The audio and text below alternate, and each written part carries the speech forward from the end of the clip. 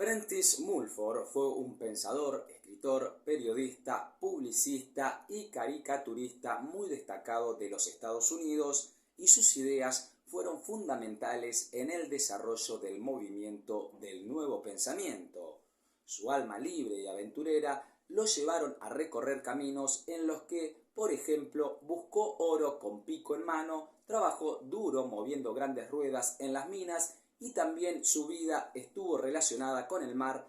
navegando y siendo cocinero en barcos balleneros, entre otras actividades. Mulford fue un escritor dedicado y de una sabiduría profunda puesta en práctica durante toda su vida. Sus dones fueron expuestos a través de sus obras, donde podemos observar esa gran capacidad intelectual apoyada por la experiencia propia de los que hablan con conocimiento. Su biógrafo se refirió a él diciendo que su pluma jamás estuvo en reposo. Uno de sus libros más destacados, y que fue de gran influencia para muchos pensadores posteriores, es Los pensamientos son cosas. Otro libro que aportó mucha luz a la ciencia de la mente fue Nuestras fuerzas mentales y cómo utilizarlas, donde se destacan los principios de la ley de atracción. Su libertad siempre incluyó la libertad de los demás, afirmando que en la vida espiritual cada persona es su propio descubridor.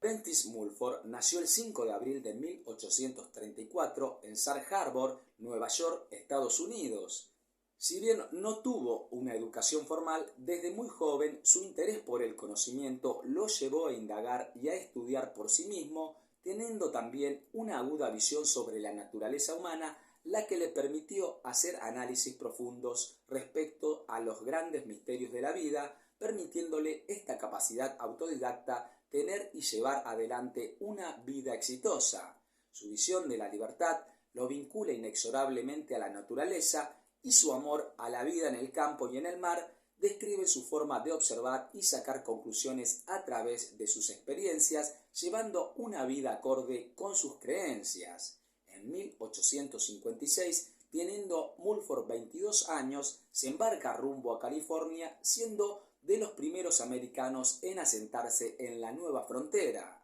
Allí trabajó como cocinero de barcos, cazador de ballenas, maestro de escuela, predicador, y también pasaría varios años buscando encontrar la fortuna en las minas de oro, cobre o plata, trasladándose así por diferentes pueblos en busca del preciado metal. Posteriormente a su periplo por los pueblos mineros, Prentice Mulford se postularía para un puesto en la Asamblea del Estado de California en Sacramento, siendo nominado pero sin lograr ganar las elecciones. En 1863 publica su primer borrador en una revista de California, donde con gran ingenio y aguda percepción refleja las características humanas, como lo haría en todos sus posteriores escritos. Se sabe que escribió docenas de cuentos humorísticos breves para el periódico semanal El Dorado, California y otros periódicos del lugar, utilizando el seudónimo Doc Berry, que es un personaje de la obra cómica Mucho ruido y pocas nueces de Shakespeare. Durante esos 5 años, Prentice Mulford, además de dedicarse a la escritura, se desempeñó como editor de varios periódicos, siendo conocido por muchos de los habitantes de San Francisco como el bohemio, debido a que le restaba importancia al dinero. Acorde con sus ideales, vivió y experimentó la naturaleza con un ánimo aventurero, desarrollando sus talentos como caricaturista, pensador y escritor. Su gran conocimiento de la historia son reflejados en sus escritos, donde aborda una gran diversidad de temas filosóficos y espirituales, diciendo incluso que la mejor vestimenta o ropaje para utilizar por su comodidad es la que utilizaban los antiguos griegos. Prentice creía en la reencarnación y afirmaba que la vida es una corta experiencia y que vida tras vida vamos gradualmente perfeccionándonos. Su gran capacidad de observación le permitió analizar a sus compañeros cuando incursionaba en sus diferentes trabajos y sacar conclusiones que volcaría en sus escritos, además de transmitir ese romanticismo que tenía con la naturaleza. Mulford fue reconocido por su estilo humorístico en la escritura y sus descripciones de las vivencias que tuvo, tanto en la vida minera como en la vida en el mar. En el año 1865, su interés se posó en los fenómenos mentales y espirituales, viviendo en un viejo crucero en la bahía de San Francisco. Durante ese periodo, Mulford viaja a Europa como agente publicitario y se instala en Inglaterra durante 2 años, y luego de regresar del extranjero se instala en los pantanos de Passaic, Nueva Jersey, donde construye una casa y vive de forma solitaria durante 17 años, escribiendo sus mejores obras relacionadas a las leyes mentales y espirituales. Durante ese periodo, también Prentice Mulford se trasladaba en los días laborales con su barco desde su casa en el pantano hasta su lugar de trabajo en la ciudad. Luego, en 1872, regresa a la ciudad de Nueva York, donde tuvo gran éxito y reconocimiento como conferencista, escritor de poemas y ensayos, desempeñándose también como columnista en un periódico llamado Gráfico Diario de Nueva York. Su obra más reconocida es Los pensamientos son cosas, publicada en el año 1889. En esta obra, Mulford aborda temáticas como la de las corrientes mentales y el poder del pensamiento, la atmósfera que genera cada individuo con sus pensamientos, la ley de atracción, las influencias que pueden dirigirse para bien o para mal, y también hace referencia de la mente espiritual y la mente material. En definitiva, revela una serie de ideas que son la base de la filosofía de la ciencia mental y el nuevo pensamiento. Podemos observar también similitudes en algunas de las tantas obras que escribió el prolífero autor William Walker Atkinson cuando habla de telementación en su obra Magia Mental, por citar un ejemplo, ya que muchas de las ideas de Atkinson son abordadas con anterioridad por Mulford, que es casi 30 años mayor. Además, en esta obra, Mulford habla de positivismo, visualización, paciencia, relajación, mantenerse presente, el poder creativo y las sugestiones propias o ajenas, entre otros temas. Uno de sus conceptos más interesantes con respecto al crecimiento y a la juventud es cuando dice que uno debe crecer no en edad sino en juventud, alineándose con esa corriente de energía para incluso rejuvenecer el cuerpo.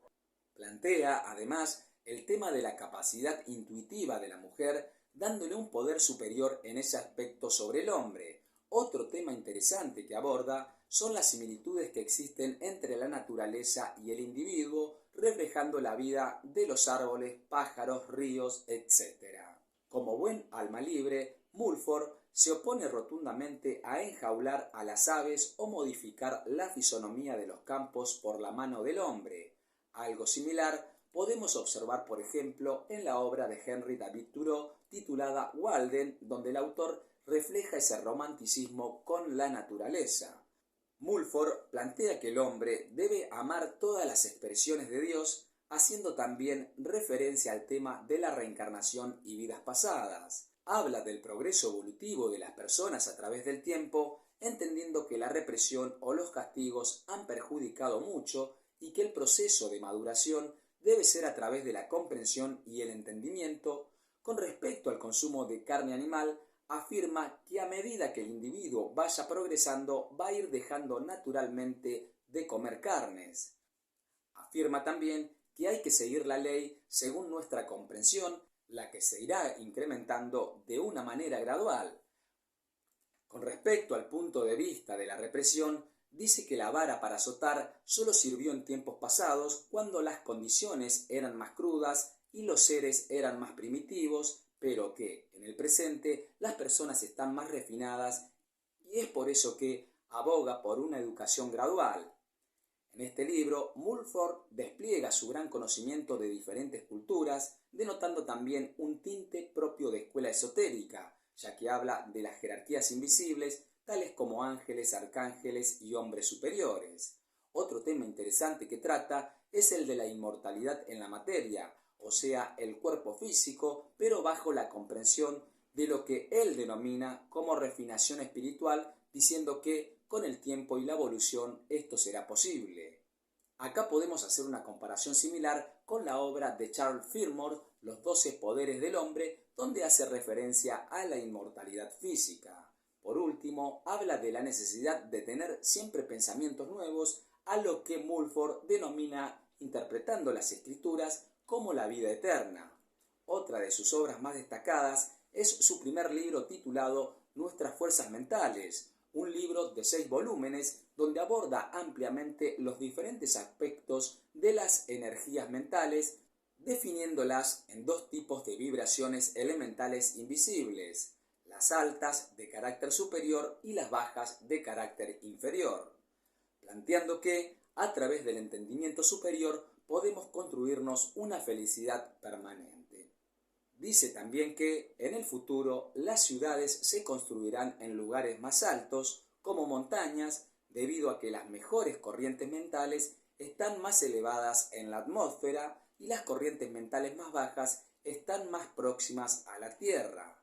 Además, en esta obra habla de la vida en el sueño, donde el individuo que carece de este conocimiento queda a merced de corrientes mentales que lo podrían afectar o cómo, por ejemplo, el opio produce visiones reales en el espíritu. También aborda el concepto del mesmerismo, los estados de trance, la existencia de los cuerpos físico y espiritual unidos por el hilo invisible, la importancia de mantenerse en el presente, en cuerpo y mente, además de describir las diferentes esferas etéricas existentes ligadas a los estados del espíritu y funcionando en niveles superiores de existencia. También analiza el espiritismo y la mediumnidad, la meditación, la imaginación, la clarividencia, la clariaudiencia y la concentración.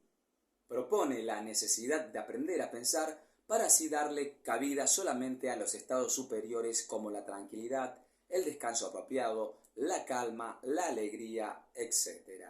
Respecto a la educación infantil, dice que no sirve obligar a estudiar a los niños si no tienen deseos, algo similar a lo que propuso Rudolf Steiner tiempo después con la educación Waldorf, donde el infante estudia lo que le atrae verdaderamente y se lo estimula para la disciplina que más le agrade. Con respecto a las escrituras sagradas, Mulford dice que Adán y Eva fueron seres traídos de otro planeta y afirma que el Edén representa la naturaleza que fue corrompida cuando el ganado fue encerrado y los vegetales cultivados en sembradíos, quitándoles de esa manera su poder y fuerza cuando fueron domesticados.